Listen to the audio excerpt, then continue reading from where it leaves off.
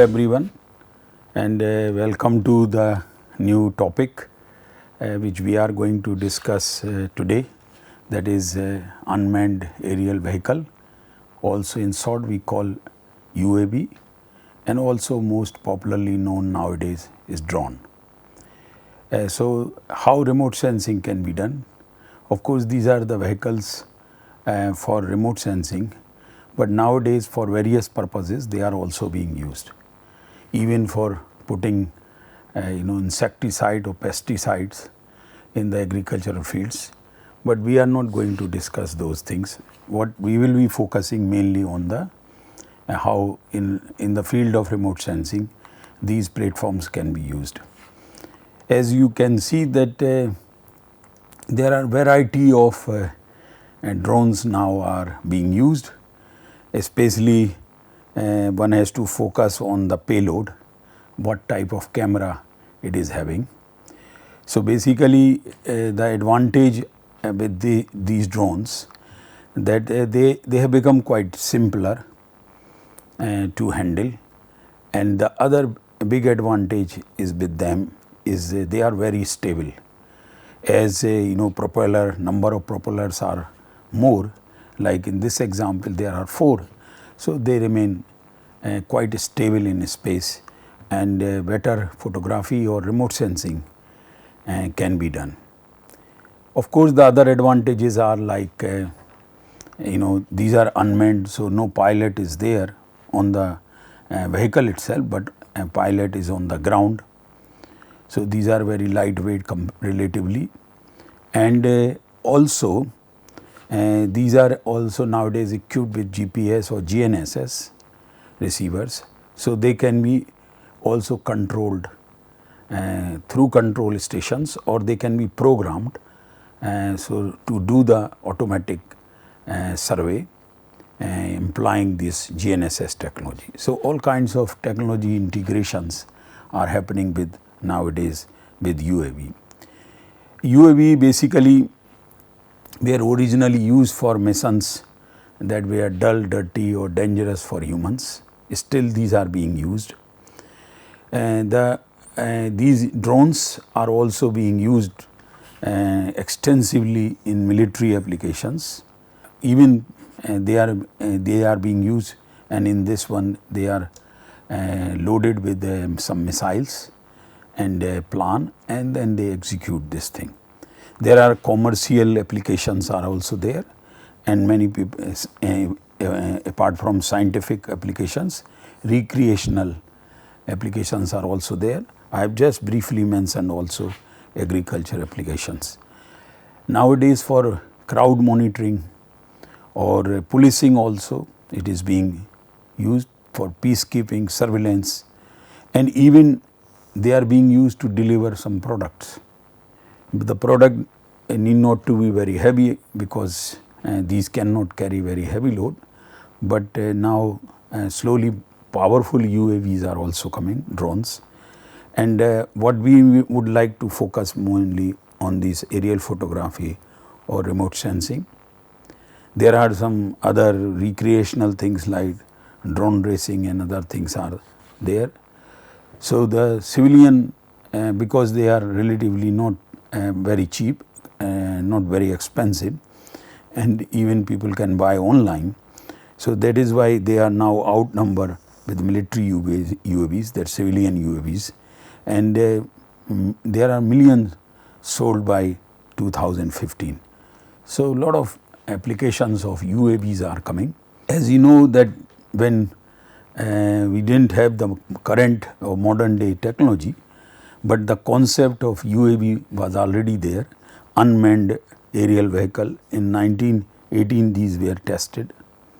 In 1936 more improved version also came of US Navy, earlier also was US Army, and then in Vietnam War, which was fought by US for a very long time, about 30 years, they have used these Firebees, which were again UAVs. But the most modern one, the current one, which are very lightweight and very robust, and is very stable also. So they are having either rotary wing or multi-rotator are there or propeller. And of course, the advantages are that they are stable. Disadvantage, the battery life is a problem because all these motors have to run on batteries. Sometimes the loss of controls are also there.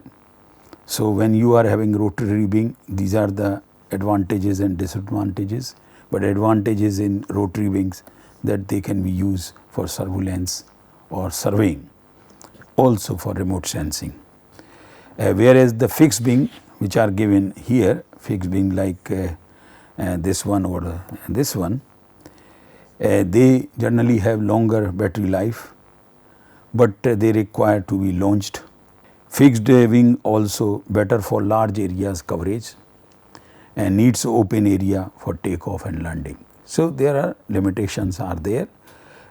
Most popular nowadays are the rotary wing or multi-rotator UAVs are there. Now, payload on UAV, that's the main important thing, that what kind of camera or sensor which has to be installed with that one, that is very important. That payload basically is the weight a drone or UAV can carry, and it is usually counted outside the weight of the drone. So, if drone is having weight of say 1 kg, then if you are having sensors, then that is additional load. So, one has to know exactly the capacity of UAV, how much payload it can carry, and accordingly the sensors or cameras are installed with the UAVs. A greater payload of UAVs are being also thought to carry multi sensors, greater payload, and that is also now being becoming popular. There are also like camera to a dual thermal and RGB imaging systems, very common nowadays. Also people are experimenting with LiDAR technology, because the biggest advantage, as I have said, these are very stable platforms. So, they can be used for the LiDAR technology, and of course, they are having the GPS system or GNSS system inbuilt. So, they can be controlled or planned. The surveys can be planned very precisely, accurately, and these number of sensors are now increasing. The possibilities of using UAVs are becoming much larger. And this is one of the examples of a little bigger UAV, and that is also here that weight versus flight time. So, if you go for heavy payload, because of battery will be consumed lot, so the flight time may be less. So, it is a sort of inverse relation. So, flight time is guaranteed to be reduced when carrying extra weight, purely because of the additional power required to lift it, and that so judiciously it has to be assessed that how much time is required to cover a part of terrain, how much payload is, and what is the battery backup. So, all these things have to be assessed before such surveys are initiated. There are number of different types of payloads available nowadays for different purposes, for different applications, and with different capabilities. So, UAV sensor payload can include such as high definition video photography, very common payload on UAV, which are being used for various purposes. Thermal imaging, which is again very important, especially in case of disasters and others, like an earthquake or others. If there are humans which are trapped in the rubble of the buildings, then probably these thermal sensors on board of UAV can help to a large extent. Also, these UAVs can be used to monitor the radiation level, because going in areas where radiation may be very high, may be dangerous for human, but such machines can be sent for those surveys. Also, volatile organic compounds, also there is particulate matter of 2.5 and more. So, where a human is not safe, UAVs can also be used depending on the requirements. Thermal imaging, as I have just mentioned, is becoming very powerful tool along with this UAV or drones, and it can be used by many other sectors like construction, mining, electrical, surveillance, firefighting, search and rescue. So, lot of applications of UAVs are in natural disasters and rescue operations also. Advantages, first few advantages we have already discussed. Nonetheless, UAVs are accurate because they are having GNSS controls or signals receivers. They are flexible, means payload can be changed. Their heights can, the survey heights can also be changed, and the relatively low cost for measurement of 3D, three-dimensional mapping. Also radiometric and temporal properties. Temporal properties here, that in many times in a day an area can be surveyed.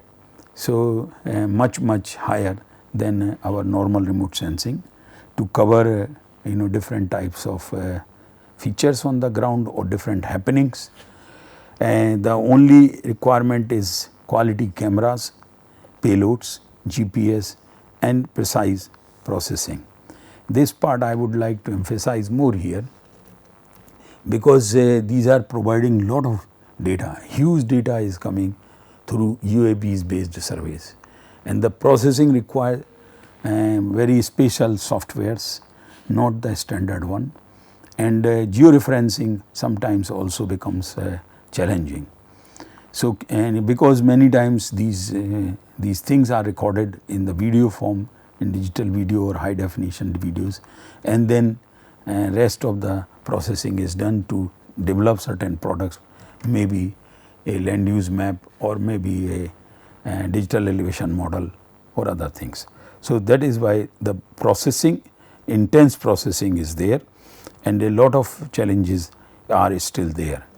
And the other advantage with UAVs is that they are available in the wide ranges, size and shapes, number of rotating motors, maybe 4, 6, 10 depending for what purpose and how much stability is required. Their deployment is of course very easy. Cost effectiveness we have already discussed, which is definitely better compared to conventional airborne or spaceborne systems, and that is why these are becoming more popular, more attractive for in order to cover a small area. But if one would like to cover a large area, then probably UAVs are not fit for those kind of tasks.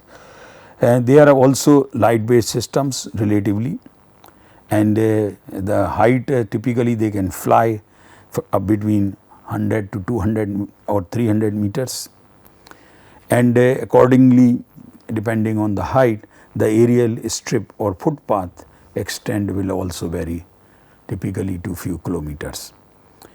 Huge amount of data is provided by the UAV, which I have already said, and therefore challenges towards developing appropriate processing. Storage is also very much required, and transmission techniques.